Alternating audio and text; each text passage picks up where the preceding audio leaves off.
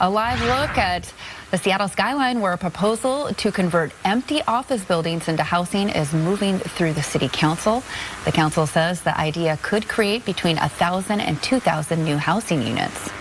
Yeah, and Aaron, this is something we've been following for a while here. The city council is expected to vote on this very soon. We got an expert insight into how this proposal could impact our housing market. CEO and founder of Rexmont Real Estate, Adriano Tori, is with us to talk about this. Welcome to you. Thanks for coming in this morning. Thank you for having me. How big of a deal is this, and how much need is there out here for this additional housing?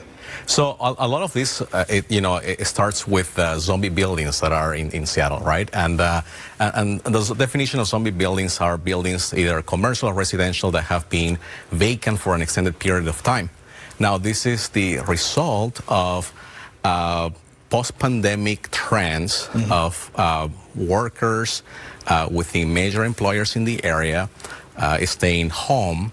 And a lot of the things that right now that the city council is doing is we want to create an environment where people, are welcome back to Seattle, and at the same time as they are welcome back, that they can afford housing, right? And which has been one of the biggest topics, in Seattle for the last few years. But if this proposal is passed, I mean, it will add housing. We're talking about 1,000 to 2,000 units, I believe, right now in some of these buildings. But will this be affordable housing, and will this bring housing costs down for the rest of us? So it's 1,000 to 2,000 units, most likely in the next 7 to 10 years, right? So we're looking into a long projection. And there is a debate on that because there are certain folks that are proponents of this bill and or of these new policies, but at the same time, a lot of the things that are well intended, to bring in the community, sometimes in that process of bringing affordable housing, we are creating less affordable housing, which, as we are aware, there is a shortage supply of inventory. A lot of people that right now are being rolled into taxes, that are also discouraging, presence within the community, are ultimately moving someplace else. Right. And so it comes in different ways, shapes, and forms. When it comes to having a viable way to really incentivize people in the community to stay, to stay put, we have about 28% of vacancies in office buildings in the Seattle district area, right? And before the pandemic, we were at 6%. Right. So it's really gone up. It's really gone up incredibly, substantially.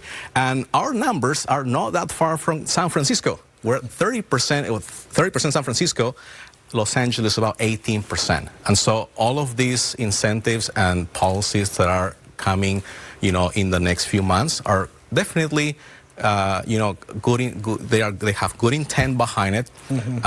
It will help revitalize a lot of the historic buildings that are currently sitting empty, like the spaces. There are over 4.4 million square feet of offices that are empty right now, and so converting those into residential apartments will help into increasing the the supply of inventory out there, but at the same time, it potentially could increase the cost, of living in downtown. Yeah, you mentioned that these are called zombie buildings, and by the way, this is something that's happening across the country. These are other cities are dealing with this kind of an issue here. But how important is it to not have these historic buildings, or really any high-rise buildings, sitting vacant downtown and sitting empty?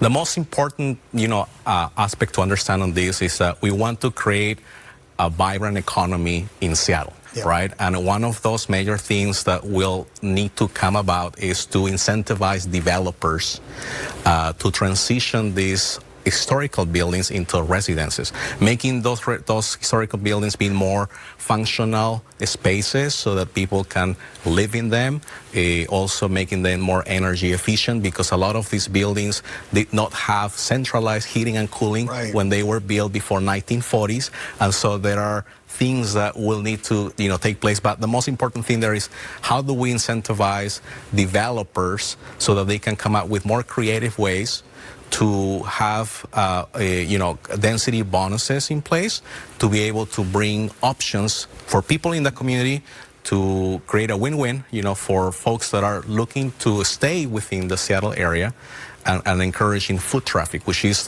what's moving the economy. And as I understand, that's part of the plan here, is to incentivize some of these things, because it can get expensive, right? You're talking about changing the plumbing, the elevators, some of the things like the windows. We're looking at the historic Smith Tower right now, my favorite building in Seattle, but that's probably going to be high income. These are going to be expensive apartments if they do make a change there, right? That's one of the concerns. Correct, most likely so. And there is a certain number of units that per policies that will be reserved for affordable housing.